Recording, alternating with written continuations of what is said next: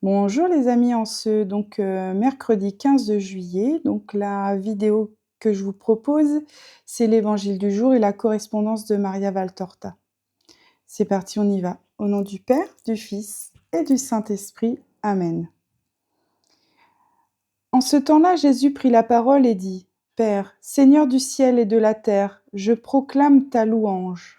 Ce que tu as caché aux sages et aux savants, tu l'as révélé aux tout petits. Oui, Père, tu l'as voulu ainsi dans ta bienveillance. Tout m'a été remis par mon Père.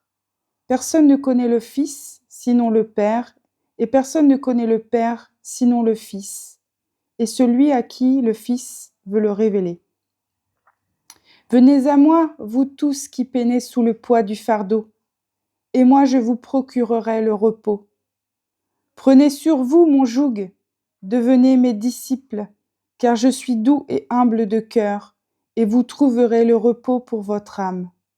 Oui, mon joug est facile à porter, et mon fardeau léger. Donc l'évangile tel qu'il m'a été révélé, tome 4, chapitre 266. En ce qui concerne ta fille Jaïr et la tienne Simon, et ton enfant Zacharie et tes petits-enfants Benjamin, je vous affirme que eux qui sont sans malice, ils voient déjà Dieu. Et vous, voyez comment leur foi est pure et agissante en eux, unie à la sagesse céleste et à des désirs de charité que les adultes ne possèdent pas.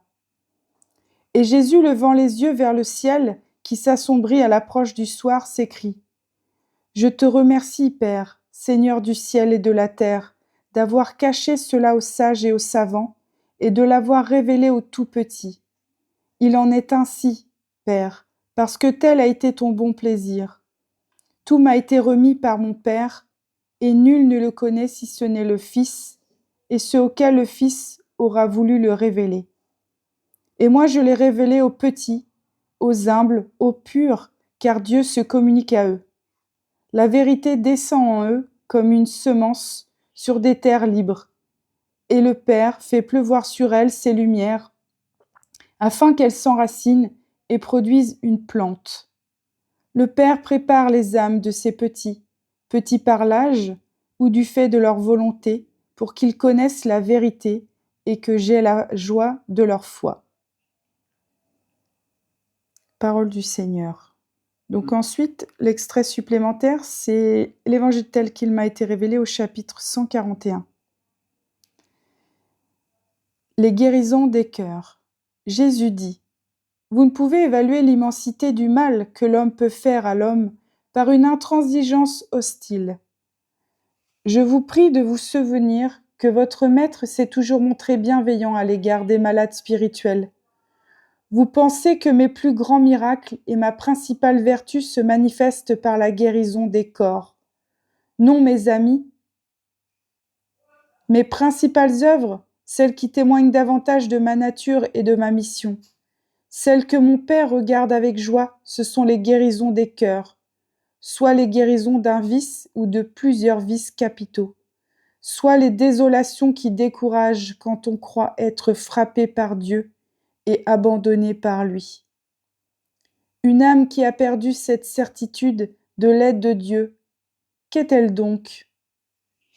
C'est un faible liseron qui se traîne dans la poussière, car il ne peut s'accrocher à l'idée qui faisait sa force et sa joie. Vivre sans espérance, c'est une horreur.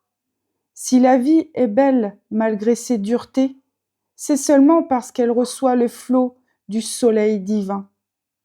La vie a pour but ce soleil. Le jour humain est-il sombre, trempé de larmes, marqué de sang ?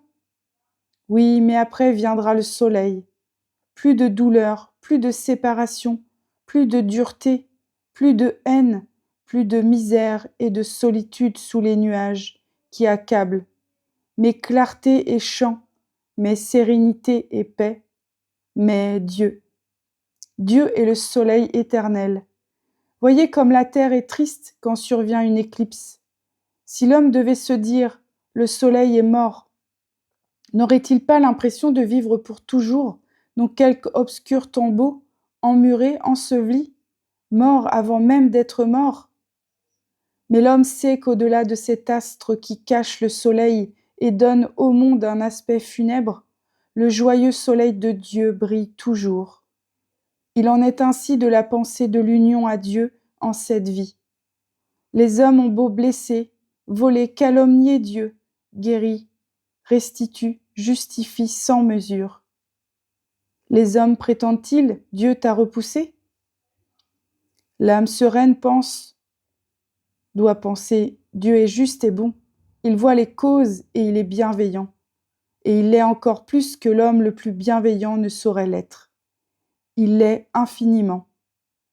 Par conséquent, non, il ne me repoussera pas si j'incline mon visage en pleurs sur son sein et lui dis, Père, toi seul me restes, ton enfant est affligé et abattu, donne-moi ta paix. Amen. Magnifique encore aujourd'hui cet extrait. Voilà, j'espère que ça vous a plu. Je vous souhaite à tous une excellente journée et je vous dis à demain pour la suite. Voilà, donc n'hésitez pas surtout à liker, à partager, à vous abonner si ce n'est pas déjà fait. Hein, je compte sur vous pour faire grandir ma chaîne et donc évangéliser et porter du fruit. Voilà, je vous embrasse tous, je vous souhaite encore une bonne journée à vous et vos proches. Je vous dis à demain. Bisous bisous les amis, soyez bénis de Dieu.